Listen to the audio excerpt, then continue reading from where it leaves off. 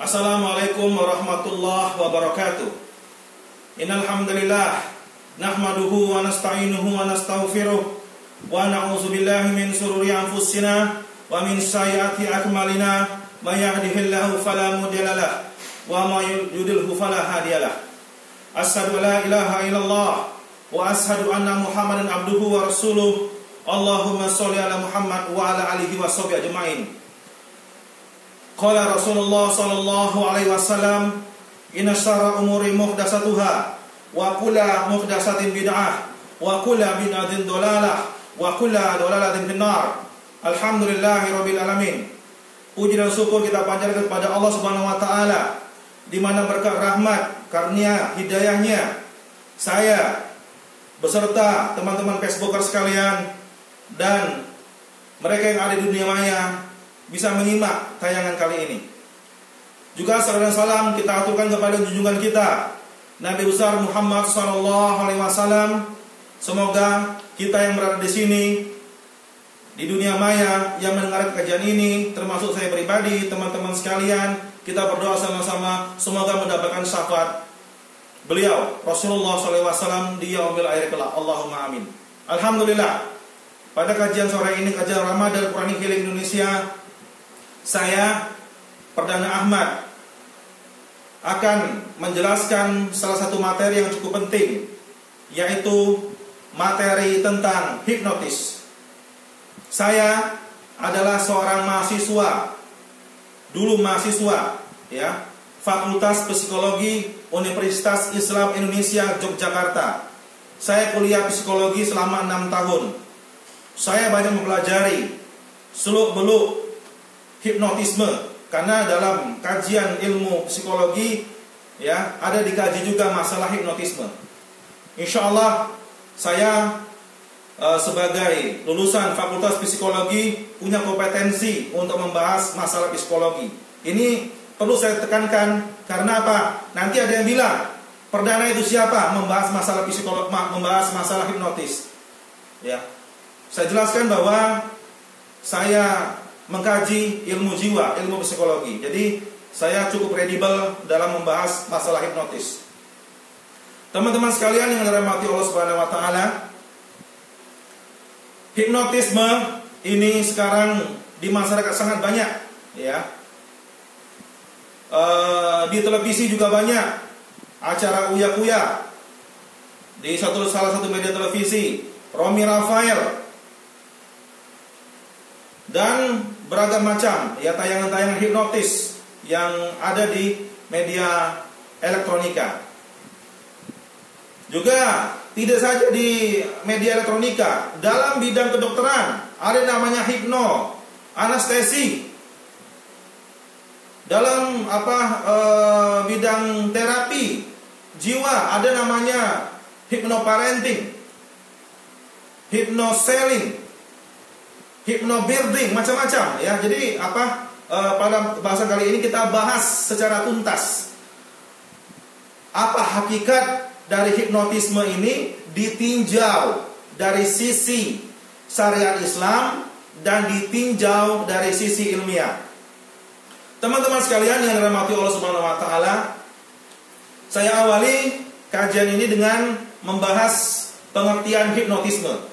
Hipnotisme menurut Kamus Besar Bahasa Indonesia, hipnotis itu adalah satu tindakan yang membuat orang berada dalam keadaan hipnosis. Hipnosis itu pengertiannya dalam keadaan seperti tertidur karena berada dalam pengaruh orang yang memberikan sugesti. Ditinjau dari terminologi, teman-teman sekalian, kata hipnotisme itu diambil dari kata hipnos. Hipnos ini adalah salah satu dewa tidur dari mitologi Yunani. Dalam mitologi Yunani, ya, Hipnos itu adalah anak dari Dewi Nik, Dewi Malam. Hipnos adalah saudara dari Thanatos, dewa kematian. Ini adalah mitologi Yunani. Jadi dari akar katanya, dari sisi mitologi, kalimat hipnotis ini dari dewa-dewanya orang Yunani kuno yang diambil. Ini dalam pengertian hipnotis, saudara-saudara sekalian. Jadi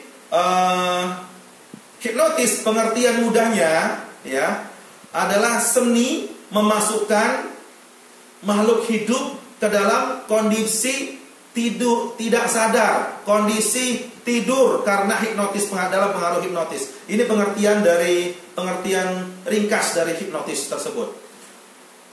Berikutnya saya akan menjelaskan masalah pembagian hipnotisme.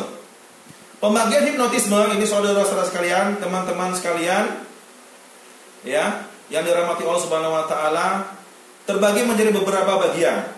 Pertama adalah hipnotisme tradisional. Saya di Facebook, teman-teman sekalian yang dirahmati Allah Subhanahu wa taala, kenal dengan salah satu praktisi hipnotis namanya Ahmad Masruri dari Pati.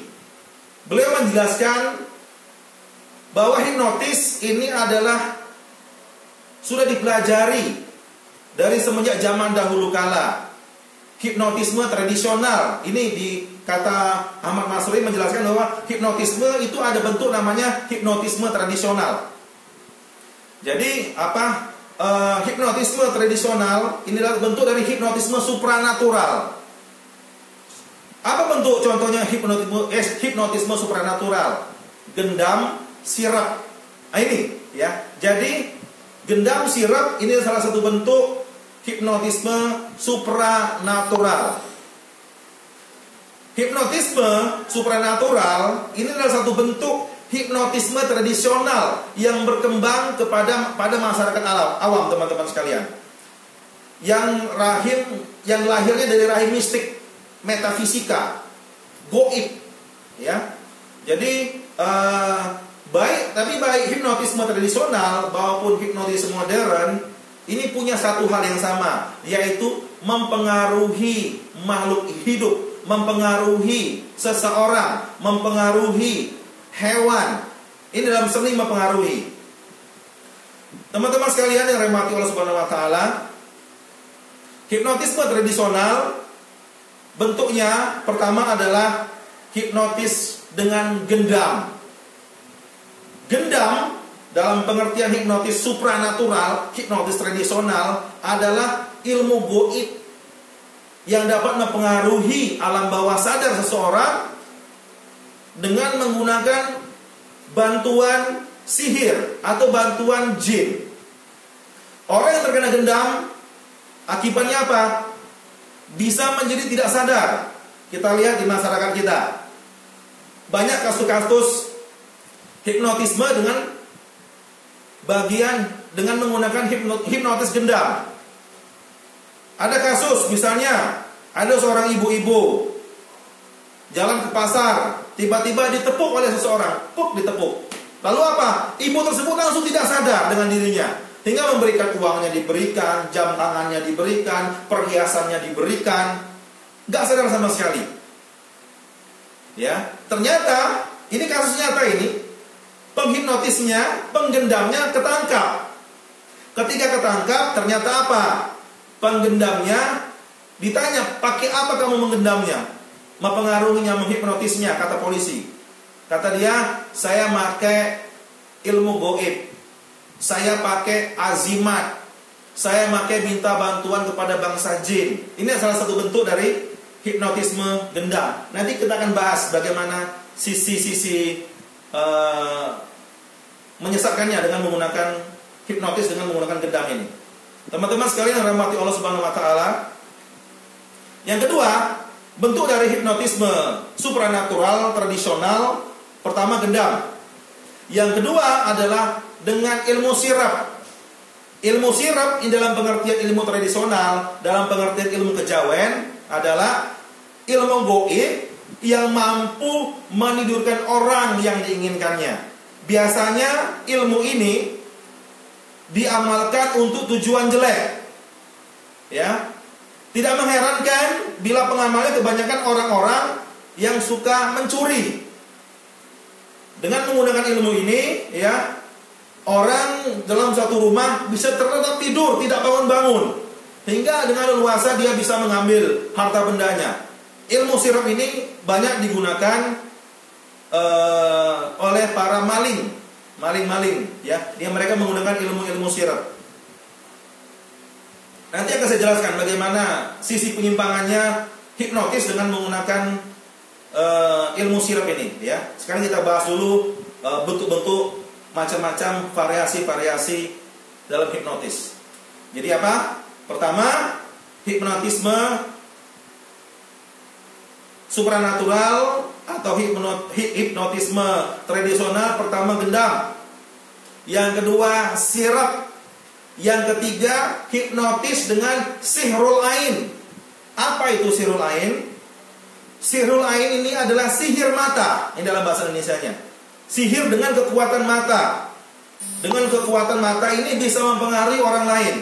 Saya banyak menyaksikan tayangan-tayangan di YouTube, ya. Bagaimana saya pernah menonton, ya, ada seseorang bisa menghipnotis ayam, bisa menghipnotis kelinci. Dengan apa? Dipegang, ayamnya berontak atau kelinci yang berontak langsung dipandang dengan pandangan tajam, tiba-tiba langsung lemas. Ya, lemas, tidak bertenaga. Hanya dengan pandangan mata, tidak mengucapkan perkataan apapun, ucapan apapun, kan memang hewan tidak mengerti. Tapi begitu dipandang dengan tajam, langsung lemas. Apa namanya? Ayamnya lemas, kelincinya lemas. Itu saya pernah tonton itu di YouTube. Ya, ini salah satu bentuk sihrul ain, sihir mata, hipnotis dengan menggunakan sihir mata. Bagaimana cara melatihnya? Hipnotis dengan sihirul ain ini mereka melatih dengan menggunakan biasanya dengan memandang lilin, ya, konsentrasi pada lilin, dengan mantra-mantra tertentu, dengan teknik-teknik tertentu. Kalau lilinnya mati, tiba-tiba mati sendiri, berarti berhasil dia menggunakan kekuatan pada matanya yang bisa digunakan untuk menghipnotis makhluk hidup. Ini satu bentuk sihrul ain, ya. Pusat kekuatan sihrul ain, sihir mata ini adalah pada pandangan mata yang tajam dan kuat, yang dapat mempengaruhi makhluk hidup, baik manusia maupun hewan. Bisa menyakitinya, bisa membuatnya tidak sadar, bisa mempengaruhinya. Itu dengan menggunakan kekuatan pada pandangan matanya. Terima kasih Mas Indra Gunawan, Bani Kidin. Ini boneka anak saya, nggak apa-apa. Dalam hukum syariat, ya, kita nggak boleh memajang patung, memajang foto, tapi kecuali boneka. Karena apa? Dalam satu riwayat Rasulullah pernah melihat Aisyah main boneka. Bonekanya berbentuk seperti kuda yang bersayap. Lalu Rasulullah mengatakan, "Wahai Aisyah, boneka apa ini?" Kata Aisyah, "Ini tunggangannya Nabi Sulaiman." Lalu Rasulullah tertawa. Jadi boneka-boneka nggak masalah, jadi nggak apa-apa, khusus untuk mainan anak-anak. Jadi hukum boneka boleh, ya. Terima kasih teman-teman Facebooker yang menyimak. Ada 19 orang yang menyimak secara langsung kajian kali ini. Semoga bermanfaat, ya. Ya, berikutnya hipnotisme tradisional atau supranatural. Pertama, gendam. Yang kedua, sirap. Yang ketiga, sihrul ain. Yang keempat, ini adalah mesmerisme atau magnetisme. Apa bentuk hipnotis dengan mesmerisme dengan magnetisme? Teman-teman sekalian, rekan-rekan Facebooker yang dirahmati Allah Subhanahu wa taala, saya kisahkan pada sekitar tahun 1500-an, ya, para Celsus memperkenalkan satu istilah magnetisme, yaitu dengan magnet seseorang dapat disembuhkan penyakitnya, seperti halnya yang dilakukan pada pasien-pasiennya. Ya, ini saya kisahkan, ini saya bacakan. Pada tahun 1772, seorang dokter bernama Franz Anton Mesmer, yang juga dari murid seorang pendeta Kristen bernama Maximilian Hell, melihat gurunya memberikan pengobatan dengan magnet. Mesmer ini nama orang, ya, Franz Anton Mesmer, disingkat dengan nama Mesmer, menyatakan bahwa dalam tubuh manusia terdapat cairan universal yang berfungsi untuk menjaga keseimbangan tubuh. Cairan yang tidak mengalir dengan lancar, kemungkinan tersumbat menyebabkan manusia menjadi tidak sehat baik mental maupun fisik. Untuk itu Mesmer menggunakan magnet untuk melepaskan sumbatan cairan tadi. Metode terapi yang digunakan Mesmer adalah dengan mengisi penuh sebuah bak dengan air, lalu diisi dengan besi. Pasien yang ingin diobati diminta memegang besi itu dalam bak air itu. Jika pasiennya lebih dari satu, mereka diminta memegang tali yang menghubungkan satu dengan lain dengan maksud agar energi magnet tersebut mengalir ke tubuh pasien, ke setiap tubuh pasien. Kemudian pada saat pengobatan, Mesmer melakukan satu drama yang menjadi hanyut hingga pasien-pasiennya menjadi terhanyut dalam imajinasi drama teatrikal tersebut. Bahkan ada yang beberapa pasien menjadi trance, ya. Trance artinya dalam keadaan tidak sadar, hingga tubuhnya tergoncang hebat. Kadang-kadang ada juga yang berhalusinasi hingga melihat seorang tangan Mesmer mengeluarkan asap saat Mesmer menggerak-gerakkan tangannya di udara. Jadi seperti ini, ya, digerak-gerak di udara dan mengarahkannya ke dalam ke dalam bak atau ke dalam tubuh pasiennya. Ya, jadi ini seperti drama teatrikal. Ya, pasien yang trance tadi kemudian disentuh oleh Mesmer, kemudian dinyatakan telah sembuh. Mesmer menyatakan dia memiliki kekuatan khusus, yaitu kesaktian. Dengan kekuatannya, dengan kesaktiannya, dia dapat menyalurkan dan mengalirkan magnet ke dalam gelas, sehingga orang yang meminum gelas tadi dapat sembuh dengan penyakitnya. Hal ini dikisahkan, ya, membuat Mesmer menjadi sangat terkenal dan kaya. Tapi di sisi lain, dia mendapatkan perlawanan dari dunia medis. Nanti akan saya jelaskan apa bentuk perlawanan medis terhadap terapi pengobatan Mesmer dengan menggunakan teknik hipnotisme mesmerisme. Nanti akan saya jelaskan di mana hakikatnya. Teman-teman sekalian yang dirahmati Allah Subhanahu wa taala, pertama, saya jelaskan, saya ulang lagi.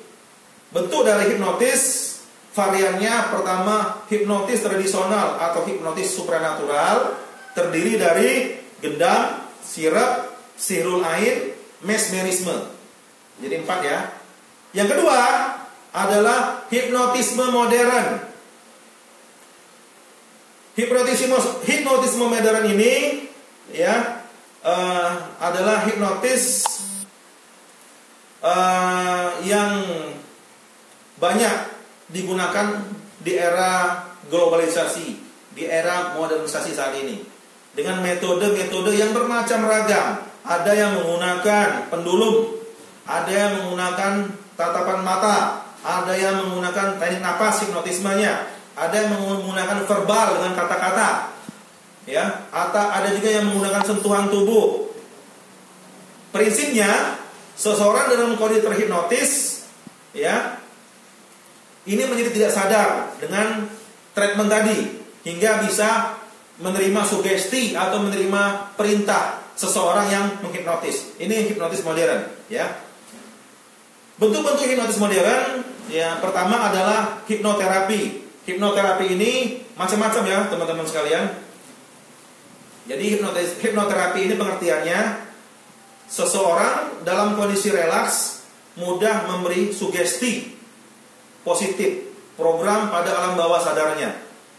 Nah, ini yang dalam pengertian mudahnya hipnoterapi, ya. Hipnoterapi ini ada beberapa macam varian, ya. Pertama, yang paling terkenal hypnoparenting. Hypnoparenting ini, ya, varian dari hipnoterapi yang digunakan, metode yang digunakan untuk mengarahkan perilaku anak ke arah yang positif, merubah perilaku anak yang ke arah yang kita inginkan. Ini namanya hipnoparenting. Dengan cara apa? Dengan cara biasanya orang tuanya mensugesti anak, memberikan input kata-kata yang positif. Ini satu contoh kecil hipnoparenting, ya. Yang kedua, bentuk-bentuk dari hipnoterapi yang kedua adalah, saya beri contoh, hypnobirthing. Hypnobirthing ini adalah metode hipnosis untuk meminimalisir rasa takut, rasa tegang, stres seorang wanita yang hendak melahirkan atau pada saat akan melahirkan. Metodenya sama dengan menggunakan sugesti, dengan menggunakan relaksasi, dengan menggunakan visualisasi juga. Sama metodenya, ya. Yang ketiga, hypnoselling. Hypnoselling ini biasanya digunakan oleh para penjual. Ya, jadi hypnoselling ini ada bagaimana cara mempengaruhi orang lain agar membeli produk kita. Agen-agen sales misalnya, ya, penjual-penjual barang. Mereka biasanya menggunakan metode hypnoselling ini biar bisa mempengaruhi orang lain agar membeli atau mengambil barang yang dijual oleh orang tersebut. Ya. Berikutnya ada juga namanya hipnoanestesia. Hipnoanestesia. Ini adalah teknik hipnotis bagaimana menghilangkan rasa sakit. Biasanya digunakan oleh dalam dunia kedokteran. Dokter gigi biasanya menggunakan, ya. Atau untuk keadaan dalam kondisi pembedahan. Biasanya mereka menggunakan metode hipnoanestesia, ya, anestesi. Jadi bagaimana menghilangkan atau mengurangi rasa sakit dengan teknik sugesti sama. Tetap sugesti dengan menggunakan relaksasi, dengan menggunakan visualisasi, dengan menggunakan afirmasi, nggak jauh-jauh dari itu, ya. Nanti akan saya jelaskan, ya, apa hakikat dari sugesti, afirmasi, relaksasi, visualisasi, nanti akan saya jelaskan, ya. Karena ini empat macam ini hal yang paling penting yang sering digunakan dalam metode hipnoterapi. Teman-teman sekalian yang dirahmati Allah Subhanahu wa taala, bentuk-bentuk hipnotis modern, pertama hipnoterapi, yang kedua adalah hipnotis panggung, entertain, ya. Jadi seperti Romy Rafael, dia hipnotisnya menggunakan hipnotis panggung, entertain, hiburan. Jadi dia pergi ke suatu pasar, ke tempat orang yang ramai, dipilih orang satu persatu, ya, yang mau dihipnotis. Lalu Romy Rafael menghipnotisnya hingga orangnya tidak sadar, lalu melakukan apapun perintah yang diperintahkan oleh Romy Rafael, sehingga kadang-kadang bertiga seperti monyet. Kalau kata Romy Rafael, jadi anjing, mulai orang-orang yang menggonggong. Jadi sama sekali tidak sadar mengikuti perintah atau saran dari orang yang menghipnotis. Ini salah satu bentuk hipnotis entertain, hipnotis hiburan yang banyak ditayangkan dulu di televisi, ya. Yang ketiga adalah hipnotis metafisika. Hipnotis metafisika ini digunakan untuk mendapatkan kesaktian atau kemampuan gaib, kemampuan telepati, kemampuan astral projection, ya. Jadi seperti merasa ruhnya terbang keluar dari tubuhnya, dan atau kemampuan metafisika lagi seperti bisa berjalan di atas bara api. Ini termasuk kategori hipnotis metaphysical hypnotism itu dalam bahasa Inggrisnya. Jadi hipnotis modern pertama adalah hipnoterapi. Yang kedua adalah hipnotis panggung, entertain. Yang ketiga adalah hipnotis metafisika atau metaphysical hypnotism. Ini saya jelaskan secara global, ya. Jadi tidak jauh-jauh seluruh arena hipnotis, tidak jauh-jauh dari ini, ya. Apapun bentuknya. Sekarang saya akan menginjak pada bahasan yang, ya.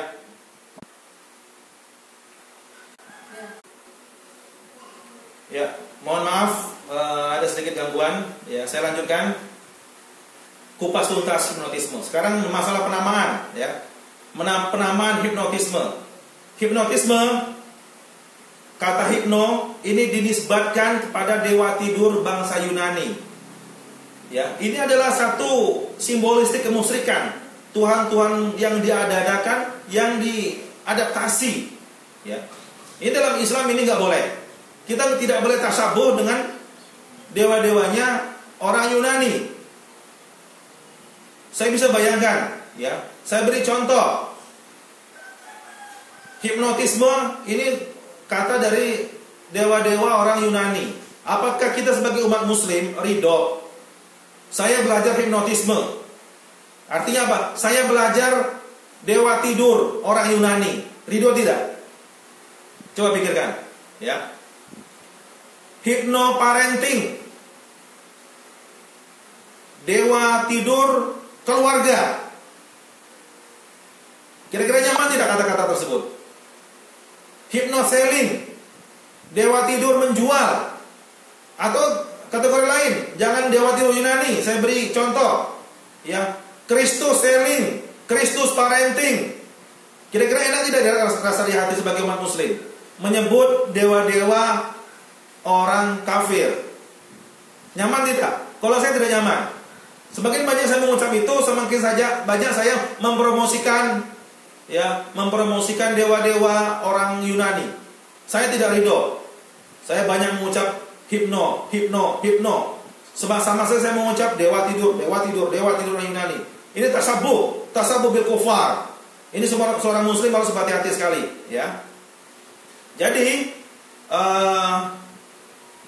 hati-hati kita memberikan penamaan tersebut. Jangan tasabuh dengan suatu ilmu, ya. Jangan tasabuh dengan atau mempromosikan ajaran-ajaran agama lain.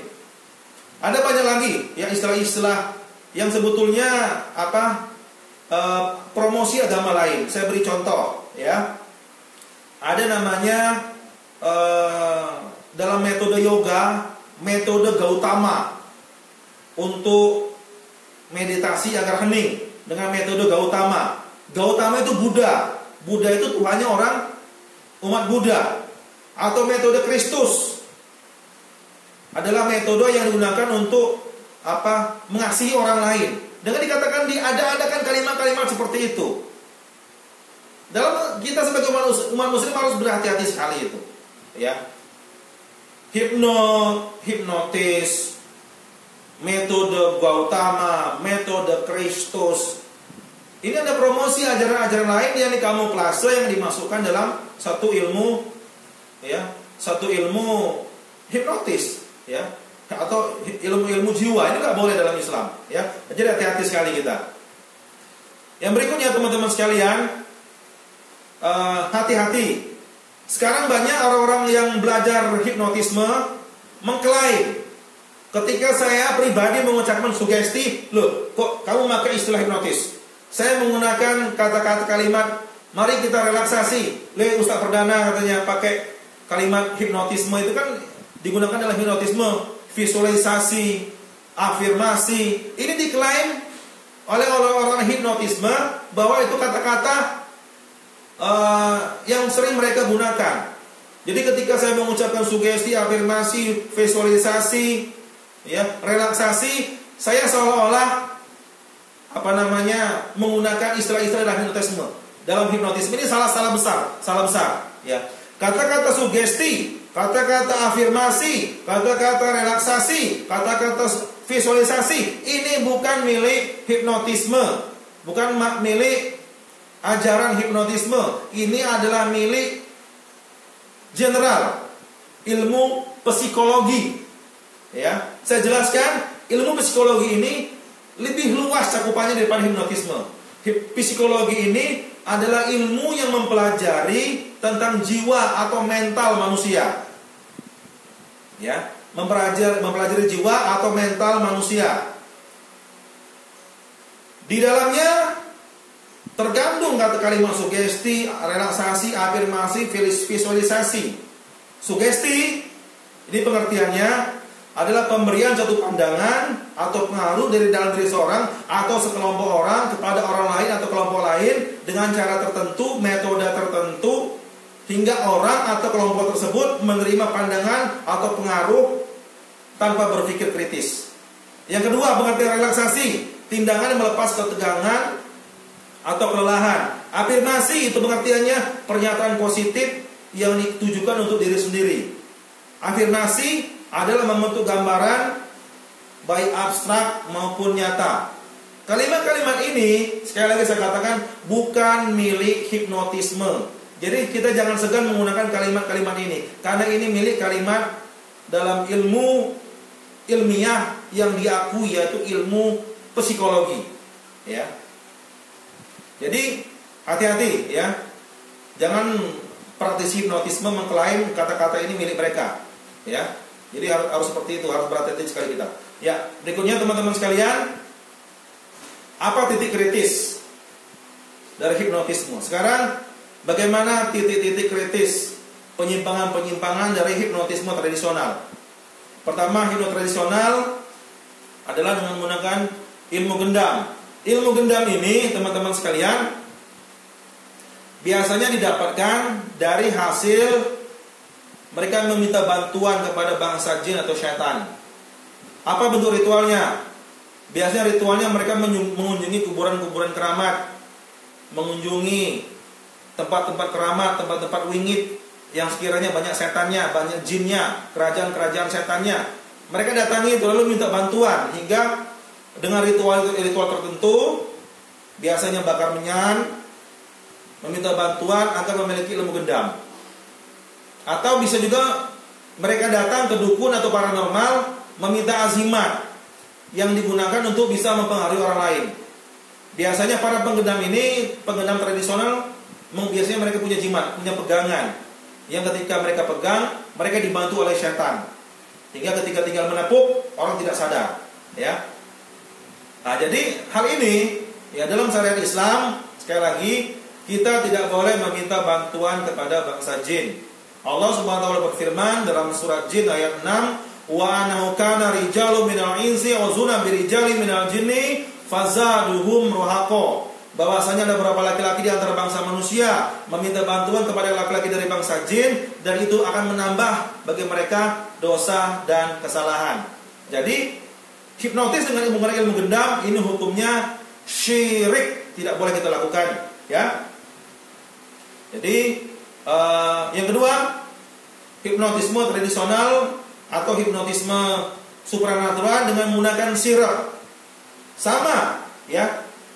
Ilmu sirap juga yang digunakan untuk membuat orang tidak sadar, biasanya maling menggunakan sirap hingga orang satu rumah tertidur pulas hingga bisa menarik barang-barang, maling mengambil benda-benda berharga. Hipnotis dengan ilmu sirap seperti ini biasanya yang mereka ngambil tanah kuburan, dimantra-mantrai, lalu disiram-siram di rumah korbannya, meminta bantuan kepada bangsa dan setan hingga orang rumahnya menjadi yang ada tinggal di rumah tersebut tertidur pulas, baru bisa masuk. Ini semua bantuan atas bantuan jin dan setan.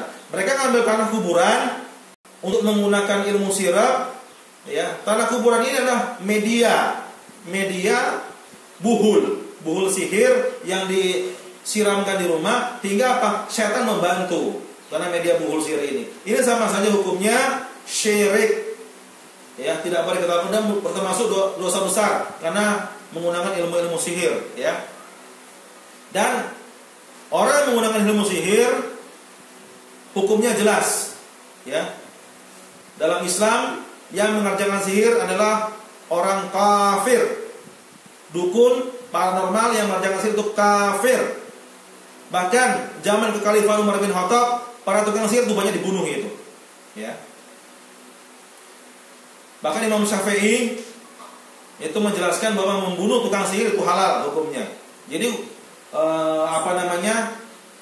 ilmu hipnotis dengan menggunakan gendam, dengan menggunakan sirap, ini hukumnya syirik. Jangan pernah kita belajar, jangan pernah kita lakukan, ya, karena itu termasuk dosa-dosa yang besar. Aji sirap ini biasanya mereka menggunakan aji-ajian, ya. Kalau di teman-teman sekalian banyak dijual di kaki lima, ya, buku-buku di emperan atau kaki lima jual kitab aji-ajian kejawen. Itu ada namanya ajian sirap. Ajian sirap yang paling terkenal ajian sirap Megananda namanya. Ya, jadi syaratnya bisa menyirap orang lain dengan cara puasa 40 hari, pati geni 3 hari. Kalau bisa menguasainya, dia bisa mempengaruhi orang lain, bisa menidurkan orang lain setelah melakukan ritual-ritual puasa dengan membaca mantra-mantra aji-ajian sirap Megananda tadi. Saya dicontoh itu namanya sirap Megananda, ya. Ini adalah ajian-ajian kejawen. Ini tidak lain dalam hukum syariat Islam, ya. Hukumnya ritual-ritual tadi, puasa yang digunakan untuk selain Allah, puasa pati geni, membaca ajian-ajian, ini hukumnya bid'ah. Tidak ada tuntunan dalam syariat Islam, ya. Tidak pernah dicontohkan oleh Rasulullah. Teman-teman sekalian yang dirahmati Allah Subhanahu wa taala, berikutnya yang ketiga adalah syirak dengan sihrul ain, sihir mata. Sebagaimana saya jelaskan di awal tadi bahwa sihirul ain dengan sihir mata dengan menggunakan kekuatan matanya. Rasulullah mengatakan dalam hadisnya Bukhari Muslim, al ainul haq, sesungguhnya kekuatan mata itu benar adanya. Bahkan teman-teman sekalian, pada zaman Rasulullah, kekuatan hipnotis dengan sihrul ain ini juga pernah terjadi. Rasulullah mengatakan bahwa al ainul haq, kekuatan mata itu benar adanya. Dalam Al-Quran, dalam surat Al-Qalam ayat 51, Allah Subhanahu wa taala berfirman, wa iya yakadul ladzina kafaru la yuslikunaka bi absarihim lamma sami'u dzikra. Artinya, dan sesungguhnya orang-orang kafir itu benar-benar hampir menggelincirkan kamu wahai Muhammad dengan pandangan mata mereka tatkala mereka mendengarkan Al-Quran. Ini dalam tafsir Jalalain oleh Imam Jalaluddin Abdurrahman As-Suyuti menjelaskan, ya, surah Al-Qalam ayat 51 ini, bahwa dengan pandangan mereka bisa membuat pingsan atau menjatuhkan Rasulullah dari tempat dia berdiri atau dari tempat dia berjalan. Dengan pandangannya bisa mempengaruhi orang lain, bisa membuat celaka orang lain. Ini dalam tafsir Jalaluddin As-Suyuti. Jadi dengan ada metode sihirul ain dengan menggunakan kekuatan pada matanya. Sekali lagi bisa dilatih sihirul ain ini dengan cara memandang. Biasanya mereka memandangi, sekali lagi saya ulangi, memandangi lilin. Kalau lilinnya mati, maka kekuatan mata sudah berlipat ganda, bisa digunakan untuk kekuatan sihirul ain. Ya. Ini dalam Islam, dalam syariat Islam, hukumnya sama, hukumnya syirik. Termasuk kategori sihir, hipnotis dengan menggunakan kekuatan pada matanya, ya. Yang berikutnya adalah hipnotis magnetisme.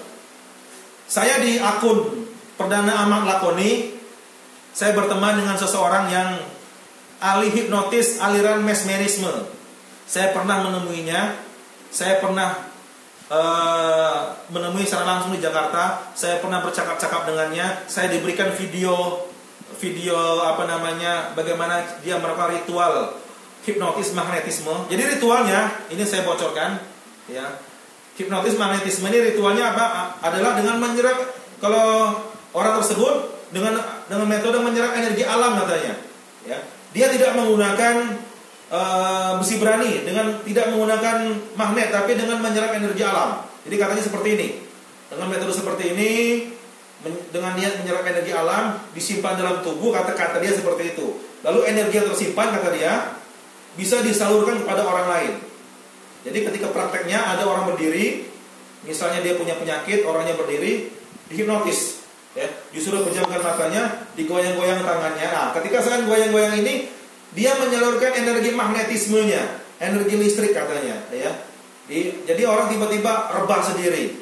Ketika rebah, mulai orang merasakan yang aneh-aneh, ya, merasa tubuhnya bergerak-gerak sendiri, merasakan sakit di tubuhnya, merasakan halusinasi macam-macam bentuk sensasi-sensasi dari hipnotis magnetisme itu sendiri, ya.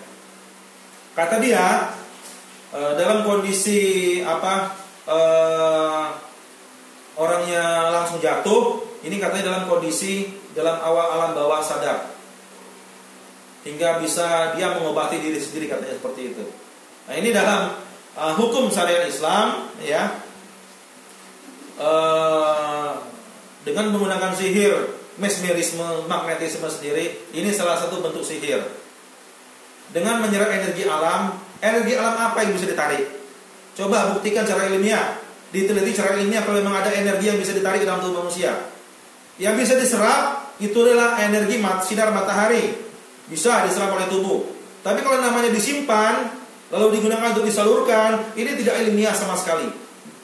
Ya, andai pun diilmiahkan, ini bukan ilmiah yang murni, tapi ilmu ilmiah palsu, dalam istilah modernnya pseudoscience, ilmu pengetahuan palsu, tidak terbukti secara ilmiah. Ini lebih banyak menggunakan sugesti saja. Jadi tidak ada sebenarnya energi yang keluar. Ini aja teoretikal, membuat orang, mensugesti orang supaya yakin saja. Dan tidak terbukti secara ilmiah bisa mengobati orang lain, bisa untuk merubah perilaku orang lain.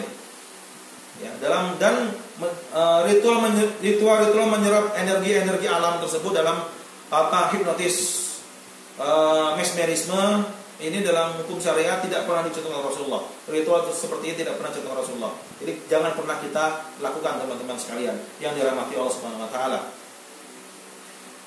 Teman-teman sekalian yang dirahmati Allah Subhanahu wa taala, itu tadi saya beri contoh ya, bagaimana bentuk penyimpangan hipnotis tradisional.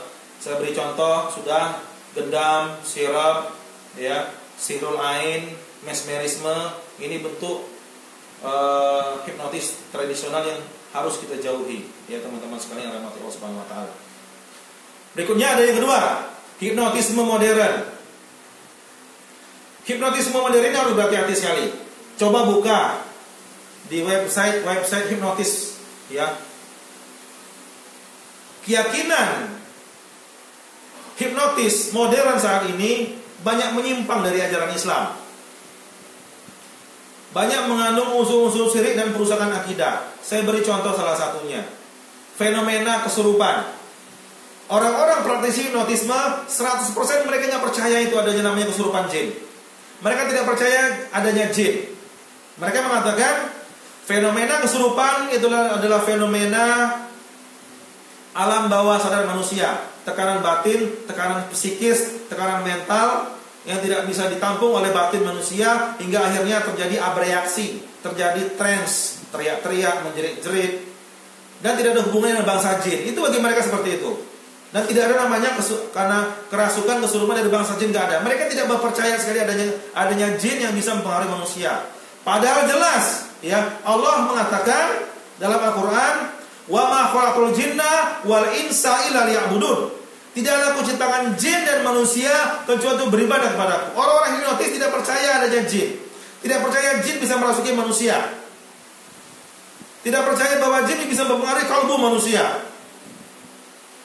Padahal Allah Subhanahu wa taala berfirman, "Yuwaswisu fi sudurinas minal jinnati wan nas." Dari setan membisiki yang masuk dari setan yang masuk dalam jiwa manusia, hati manusia. Setan jenis yang membisikkan kejahatan dari setan jenis jin dan setan jenis manusia.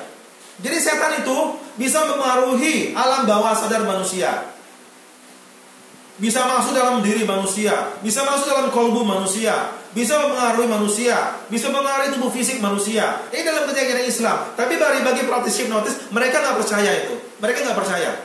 Ini, ya, dalam hukum syariat Islam hati-hati. Barang siapa yang tidak percaya, tidak beriman kepada gaib, setan, jin itu makhluk gaib, maka bisa kufur, kafir dia, keluar dari Islam. Kalau tidak percaya adanya setan dan tidak percaya bahwa setan bisa merasuki manusia. Hukumnya jelas. Teman-teman sekalian dirahmati Allah Subhanahu wa taala. Yang kedua, titik penyimpangan hipnotis modern adalah memperbolehkan bahkan para praktisinya, ya, menggunakan azimat-azimat, benda-benda, ya, benda-benda yang diyakini punya kekuatan tertentu yang mereka yakinkan kepada pasiennya. Ini dalam istilah mereka adalah anchor, ya.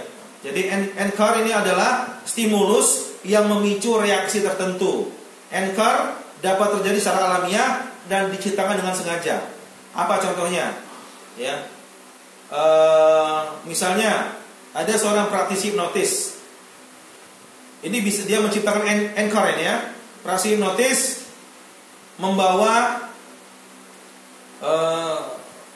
suatu benda tertentu, misalnya membawa besi. Dia yakinkan kepada pasiennya, ini besi, kalau Anda pegang, Anda bisa menjadi orang yang pemberani, orang yang percaya diri. Tapi kalau Anda lepas, Anda bisa menjadi tidak percaya diri lagi. Jadi apa akibatnya? Benda besi seperti ini dibawa oleh orangnya, dijadikan sebagai jimat. Jadi selama pakai ini dia menjadi percaya diri, dia menjadi pemberani. Akhirnya apa? Dia tergantung pada benda ini, sama aja menjadikan azimat pada benda tertentu. Padahal khasiatnya tidak ada ini, hasilnya tidak ada. Hanya dia mensugesti saja ini. Ya. Jadi bagi mereka orang hipnotis menggunakan azimat, benda-benda keramat, itu mereka tertawakan. Ini kata mereka, orang yang menggunakan jimat, orang yang menggunakan benda-benda keramat, ya, ini nggak ada unsur jin dan setannya bagi mereka. Saya pernah berdebat sama orang-orang praktisi hipnotisme. Mereka katakan, itu orang pakai jimat, pakai benda-benda keramat, itu nggak ada jimatnya, itu perdana kata dia. Itu adalah anchor, benda-benda yang membuat mensugesti, ya, hingga mereka mensugesti dengan apa yang mereka inginkan. Misalnya, dia ingin percaya diri pakai jimat. Dia ingin tidak takut dalam perjalanan jauh pakai jimat. Itu sebenarnya benda-benda seperti itu tidak ada hasil apapun katanya. Tapi itu sebagai pemicu reaksi saja, menambah kepercayaan diri saja. Padahal kita yakin, ya, maaf, tayangan agak ada gangguan sedikit. Sepertinya sudah bagus, ya, kita lanjutkan. Jadi apa? Mereka meyakini bahwa jimat, benda-benda keramat tersebut tidak punya kekuatan apapun. Tapi kita yakin dalam Islam bahwa benda-benda jimat, benda-benda keramat tersebut yang memiliki khodam dari bangsa jin. Sekali lagi, ya, orang-orang hipnotis tidak percaya bahwa benda-benda tertentu memiliki pengaruh karena dari bangsa jin. Sedangkan kita dalam syariat Islam, kita bisa percaya bahwa benda-benda keramat, azimat itu bisa dihasilkan kekuatan dari bangsa jin, ya. Tapi dalam orang hipnotis tidak percaya dengan hal itu. Berikutnya adalah poin berikutnya yang ketiga, ada namanya teknik past life experience. Jadi ini salah satu teknik hipnotis, yaitu meregresi. Jadi mereka dengan teknik past life experience ini, mereka kembali. Jadi pasiennya dikembalikan pada saat dia kecil, pada saat dia dalam kandungan. Bahkan mereka mengklaim bahwa dengan teknik regresi ini, past life experience, mereka bisa mengetahui kondisi seseorang sebelum reinkarnasi. Nah ini, ya, ada teknik hipnotis.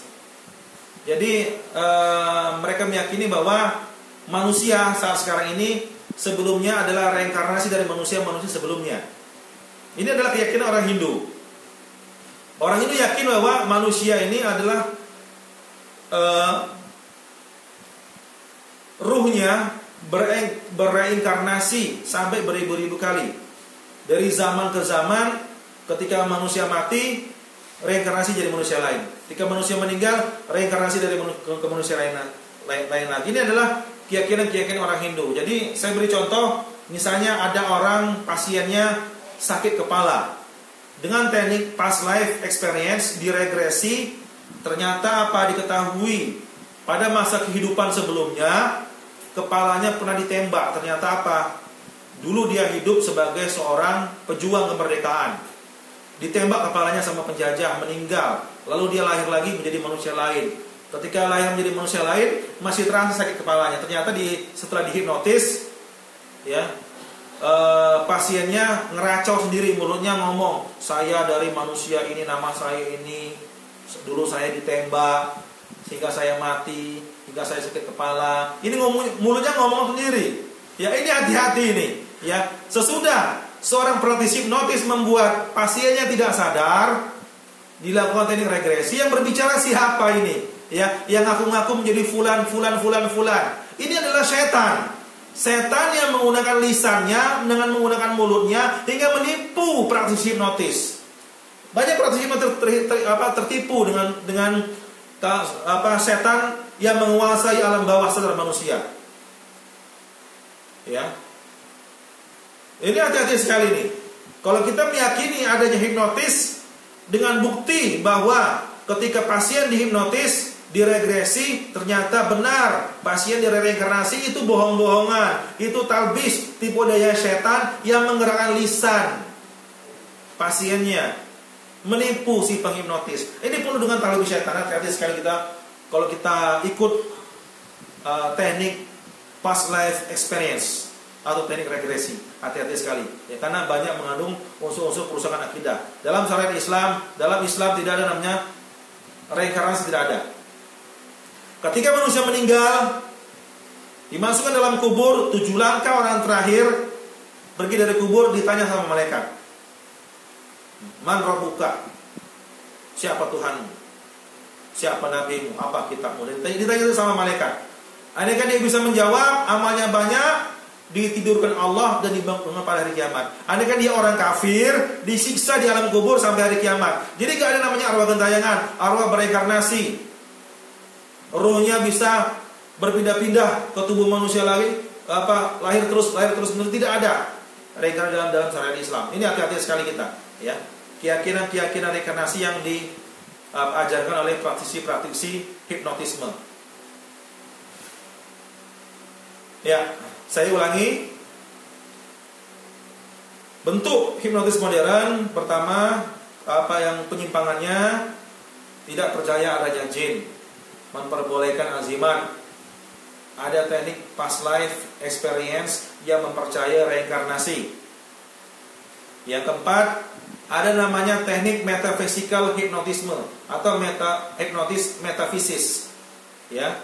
Jadi hipnotis metafisis ini adalah aplikasi hipnotis untuk membangkitkan kemampuan supernormal, membangkitkan kemampuan paranormal. Ya, seperti telepati, astral projection. Telepati ini komunikasi gaib.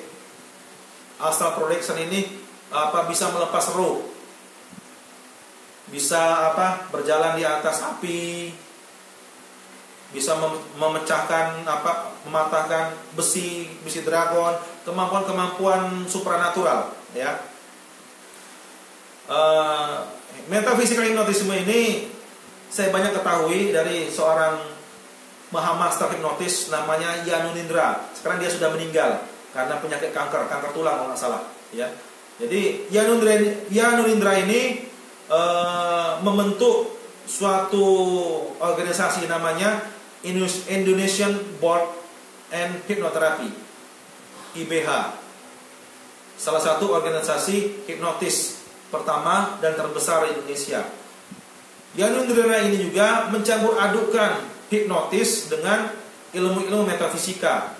Di sana Yanunindra mengajarkan pada praktisi hipnotis Reiki, mengajarkan tenaga dalam, mengajarkan ilmu-ilmu kesaktian, mengajarkan ilmu-ilmu kanuragan, dicampur adukannya dan dinamakannya metaphysical hypnotisme.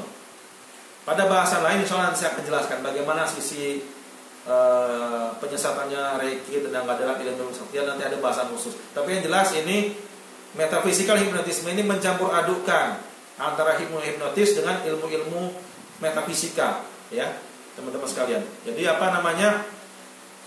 ini sudah tidak murni lagi ilmu sugesti.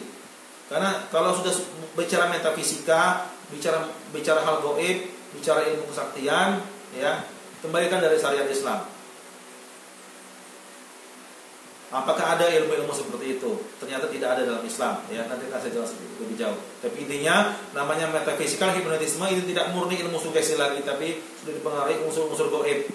Dan besar kemungkinan, ya, dan bisa jadi ini semua atas bantuan bangsa jin dan syaitan. Ya.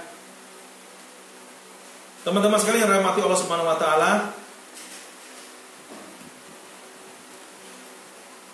hipnotis, state hipnotis entertain. Ini juga yang sering ditayangkan di televisi. Ya, jika ditinjau dari hukum syariat Islam, ini haram hukumnya. Kenapa saya bisa katakan haram? Sebab pertama apa? mempermalukan orang di depan umum.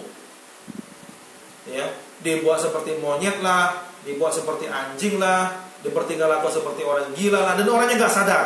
Ini mempermalukan orang di depan umum. Ini nggak boleh, hukumnya nggak boleh itu. Menjatuhkan harkat dan martabat manusia yang sempurna, dibuat dilecehkan. Ini hukum syariat yang awal, walaupun orangnya ridho. Tapi kita sebagai bangsa manusia yang punya adab, tata krama ini tidak etis. Apalagi ditayangkan di televisi, apalagi membuka aib. Uya-uya membuka aib. Orang-orang dihipnotis sehingga keluar semua aib-aibnya. Ya, sedangkan apa? Kita ini harus disimpan aib-aibnya. Allah menyimpan aib kita. Tapi saat dihipnotis, ya, malah orangnya sendiri yang dihipnotis membuka aib-aibnya. Ini kan namanya menyalahi syariat.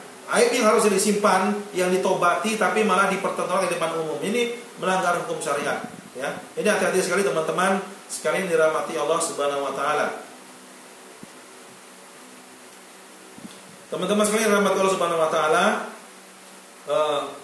Yang berikutnya, hipnotis entertain atau hipnotis panggung yang sering tayangkan televisi, ini enggak murni hipnotis, banyak gagalnya kalau memang benar, ya, dan banyak unsur-unsur penipuannya. Orang-orang yang hipnotis itu biasanya orang-orang yang sudah dikondisikan, orang-orang yang sudah dibayar. Ini adalah termasuk ada unsur-unsur penipuan, ya. Orang yang sudah dibayar seolah-olah bertemu di pasar atau tempat keramaian, lalu dihipnotis, padahal sebelum udah janjian itu produsernya dengan orang tersebut. Ini unsur-unsur penipuan, dan ini banyak. Beberapa pengakuan orang-orang yang pernah ikut acara Uya-Kuya, Romi Rafael, itu ternyata mereka dibayar semua itu. Dikondisikan sebelum acara, sudah dikondisikan bahwa dia nanti akan dibuat sebagai orang yang dihipnotis. Ini adalah unsur penipuan. Ya. Ini dalam menipu dalam Islam, ini hukumnya berdosa. Nah, jadi hipnotis tradisional, hipnotis entertain ini hukumnya tidak boleh, atau hukumnya dilarang dalam Islam, karena pertama mempermalukan orang lain, membuka aib orang lain, yang ketiga ada unsur-unsur penipuan, ya. Berikutnya juga, titik kritis hipnotisme adalah membuat orang tidak sadar 100%. Teman-teman sekalian, pada prakteknya hipnotisme dapat membuat orang tidak sadar 100% karena berada dalam pengaruh hipnotis. Hal ini menjadi sangat berbahaya teman-teman sekalian bagi kesehatan jiwa orang tersebut. Pada beberapa kasus, penghipnotis memberikan sugesti negatif yang akan langsung diterima seseorang tanpa dia dapat filter lagi, hingga dapat melakukan hal-hal di luar norma atau nilai agama. Ya. Jadi orang yang tidak sadar diberikan sugesti, diberikan perintah hingga dia bisa melakukan hal-hal yang dilarang agama. Misalnya ada oknum seorang penghipnotis, ya, dia menghipnotis pasiennya. Kamu sekarang mencintai aku, kamu sekarang membuka bajumu dan berhubungan intim denganku. Bisa jadi seperti itu. Akhirnya nggak sadar dia dalam pengaruh hipnotis, hingga dia mengikuti apapun perintah penghipnotis yang bersifat atau sugesti yang hal-hal yang bersifat negatif. Ini tidak boleh dalam Islam. Orang yang tidak sadar, ya, dengan melakukan apa yang diperintahkan oleh penghipnotis, ini sama saja teman-teman sekalian membuka gerbang yang besar syaitan masuk dalam dirinya. Jangankan nggak sadar teman-teman sekalian, orang yang bengong, ya, dia punya banyak masalah, ini bengong, ya, dulu di bawah pohon akhirnya dia kesurupan, ya, dimasuki sama setan. Ini seorang penghipnotis dibuat pasiennya tidak sadar. Ini sama saja membuka gerbang setan masuk dalam dirinya. Ada banyak kasus terapi hipnotis bisa membuat kesurupan massal. Coba di internet, buka itu di Google. Hipnotis kesurupan massal, ini kata kuncinya, hipnotis kesurupan massal. Coba lihat. Ada kasus seorang praktisi hipnotis datang ke suatu sekolah mengadakan terapi hipnotis, bukannya sehat malah kesurupan massal. Akhirnya si penghipnotis ini nggak mampu untuk menyadarkan orang yang kesurupan tersebut. Akhirnya kembali dibawa ke pohon ya, dibawa jadi pasiennya, anak-anak sekolah yang kesurupan ini ngaku, saya jin dari pohon anu, saya minta kepala kambing segala macam. Ini apa saja, apa ini akibatnya? Kasus di sekolah, datang seorang menghipnotis anak murid sekolah-sekolah, kesurupan massal. Karena apa? Diakibatkan oleh ketika anak-anak sekolah tersebut dibuat dia dalam kondisi berada dalam alam bawah sadar dan dalam keadaan tidak sadar, ya, hilang kesadarannya. Hingga apa? Semua setan masuk semua itu. Ini akibat negatif ketika seorang hipnotis membawa seseorang ke dalam alam bawah sadar, ke dalam keadaan tidak sadar. Ya, hati-hati sekali teman-teman sekalian yang dirahmati Allah Subhanahu wa taala. Jadi apa kesimpulannya? Pertama, jangan gunakan istilah sugesti jika ingin melakukan relaksasi. Jangan gunakan istilah hipnotis jika Anda ingin melakukan terapi relaksasi, terapi sugesti, afirmasi ataupun visualisasi. Ya, karena apa? Hipnotis ini sama saja Anda mempromosikan dewa-dewanya orang Yunani, dewa tidur orang Yunani. Ya, daripada Anda menggunakan istilah hipnotis, lebih baik Anda gunakan istilah psikoterapi. Ini lebih cakupannya lebih aman. Psiko itu jiwa, terapi itu treatment, pengobatan. Terapi jiwa, psikoterapi parenting lebih aman daripada hipnoparenting. Ya. Jadi kita jauhi menggunakan istilah-istilah yang tasyabuh dengan orang kafir. Ya, gunakan istilah psikoterapi, psikologi daripada kita menggunakan istilah hipnotisme. Ya, jadi ini kunci pertama kesimpulannya. Yang kedua, jangan pernah belajar hipnotis tradisional, gendam, sirap, hipnotis mesmerisme, karena ini banyak meminta bantuan kepada bangsa jin dan setan, baik mereka sadari maupun mereka tidak sadari. Berikutnya, yang ketiga, jangan pernah mempelajari metafisikal hipnotisme, hipnotisme metafisika, karena itu sudah mencampur adukkan antara ilmu sugesti dengan ilmu klinik, ilmu campur aduk yang tenaga dalam, campur aduk dengan ilmu kesaktian. Ini kalau udah campur aduk, setan mudah sekali ini, ya, menginfiltrasi, membantu, menyesatkan para praktisi hipnotisme. Berikutnya, ya, hipnotisme khusus untuk hipnotisme tradisional, hipnotisme modern seperti hipnoseling, hipnoparenting, hipnobirding ini, ya, tidak secara langsung berhubungan dengan bangsa jin, karena ini adalah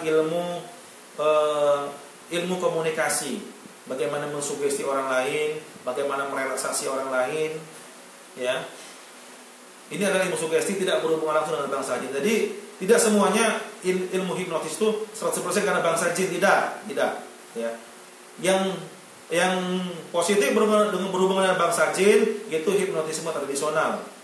Adapun ilmu sugesti, ya, yang tercakup di dalamnya hipnoparenting, hipnoseling, hipnobirding, hipnoanestesi adalah ilmu sugesti. Bagaimana kita memberikan saran yang diterima oleh seorang, ya, tanpa berpikir kritis. Ini tidak berhubungan langsung dengan bangsa jin, ya, tapi kita harus berhati-hati sekali, ya. Ilmu-ilmu seperti ini, apalagi dengan dibuat oleh seseorang ketika melakukan hipnotis sampai ke alam bawah sadar sehingga jadi tidak sadar. Ini hati-hati karena bisa menjadi masuknya bangsa setan dalam diri manusia, ya. Yang kelima, hati-hati dengan hipnotis yang membuat orang tidak sadar 100%. Ini seorang tersebut bisa dimasuki oleh bangsa jin dan setan. Sekarang pertanyaannya, bagaimana solusi dalam Islam? Ya, dalam Islam ada namanya sugesti, ada, ya, ada namanya sugesti dalam Islam. Relaksasi ada dalam Islam. Afirmasi ada dalam Islam. Ya. Rasulullah mengatakan sesungguhnya Allah akan mengikuti sangkaan hambanya. Ya.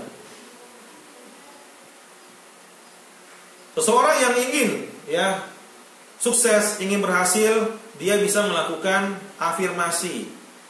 Afirmasi, apa contoh afirmasinya? Seperti kalimat, saya sangat bersyukur hari ini saya akan semakin sehat, saya akan semakin kuat, saya akan semakin bersemangat. Ini adalah afirmasi, kata-kata positif yang dia ucapkan untuk kebaikan dirinya sendiri. Ini afirmasi, ini boleh dalam Islam, boleh ini. Dia berpikir positif, maka Allah akan mengikuti sangkaan hambanya. Ini bukan hipnotis. Ini adalah unsur psikologi. Sugesti bagaimana? Sugesti, saran yang diberikan kepada orang lain atau sekelompok orang. Misalnya saya beri contoh, anak kita nakal, kita berikan sugesti agar dia menjadi anak yang baik. Ini adalah nasihat. Boleh dalam Islam, boleh. Ini bukan hipnotis. Sekali lagi, ini ilmu psikologi Islam. Ini bukan hipnotis. Apa bentuk relaksasi dalam Islam? Berwudu. Wudu itu salah satu bentuk relaksasi. Dengan berwudu, itu apa akibatnya? Apa dampak positifnya? Membuat kita lebih tenang, menurunkan panas tubuh, membuka pori-pori kulit, menenangkan jiwa. Itu berwudu. Atau membaca Al-Quran dengan khusyuk, ini bentuk-bentuk relaksasi. Berzikir dengan khusyuk sebelum tidur, ini bentuk-bentuk relaksasi yang syariah, sesuai syariah. Dan ini bukan hipnotis. Ini adalah ilmu psikologi Islam. Apa bentuk? Apa visualisasi? Visualisasi adalah membentuk benda secara abstrak atau secara nyata. Secara abstrak, misalnya dia ingin berhasil dalam usahanya. Lalu dia mengatakan seperti ini, ya Allah, hamba mohon ya Allah, berikan hamba kesuksesan dalam usaha hamba ya Allah. Ketika dia berdoa kepada Allah, sembari dia membayangkan dia memiliki mobil, dia punya motor, usahanya maju, perusahaannya lancar, membayangkan keberhasilannya. Ini adalah bentuk visualisasi abstrak. Ini boleh dalam Islam, boleh, tidak masalah, boleh dalam Islam. Tapi ini bukan hipnotis, bukan klaim ini hipnotis, ini ilmu psikologi. Jadi apa? Kalau kita terapi pasien kita suruh kita tidur. Misalnya, saya sebagai peruqyah sering melakukan prosesi relaksasi. Saya sebagai peruqyah sering melakukan prosesi afirmasi. Saya sebagai peruqyah sering menunjukkan pasien untuk visualisasi. Saya sebagai peruqyah sering melakukan juga sugesti kepada pasien saya. Saya beri contoh, ada pasien datang kondisi tegang, banyak pikiran. Saya beri relaksasi. Sekarang ibu tidur, coba lemaskan seluruh tubuh, nyaman, kaki lemas, tangan lemas, tidak ada tenaga sama sekali, relaksasi, merasa tenang, tarik nafas pelan-pelan, keluarkan pelan-pelan, coba zikir kepada Allah. Ketika narik nafas ucapkan subhanallah, ketika keluarkan nafas ucapkan walhamdulillah, ucapkan terus sampai merasa tenang. Ini bentuk psikoterapi dalam Islam, tapi bukan milih hipnotis. Boleh kita lakukan. Bagaimana biar pasien melakukan teknik autosugesti? Doa itu adalah salah satu bentuk terapi autosugesti. Misalnya dia berdoa, ya Allah jadikanlah saya orang yang sukses. Tiap hari dia berdoa seperti itu. Ini kata-kata kalimat ini sama saja mengafirmasi diri sendiri, membangkitkan semangat untuk sukses bekerja, sukses berusaha, sukses untuk belajar. Ini boleh dalam Islam, tidak masalah. Tapi sekali lagi, kalimat sugesti, afirmasi, relaksasi, visualisasi ini bukan milik hipnotis dan jangan disamakan dengan hipnotis. Jadi seperti itu teman-teman sekalian yang dirahmati Allah Subhanahu wa taala. Mungkin itu kajian saya. Semoga bermanfaat. Teman-teman sekalian yang dirahmati Allah Subhanahu wa taala, sudah pukul 5 lebih. Kita akhiri kajian kita kali ini. Semoga bermanfaat. Kalau ada pertanyaan, ya silakan tulis di kolom komentar saja. Ya, insya Allah pada besok-besok hari saya akan melakukan kajian yang lain yang lebih menarik lagi. Boleh mengusulkan mau kajian apa, silakan. Ya, selagi saya mampu, saya akan bisa berusaha untuk menjelaskannya. Terima kasih. Lebih kurang saya mohon maaf. Kita tutup dengan doa kafaratul majlis. Subhanakallah wa bihamdika asyhadu an la ilaha illa anta astaghfiruka wa atubu ilaik. Wassalamualaikum warahmatullahi wabarakatuh.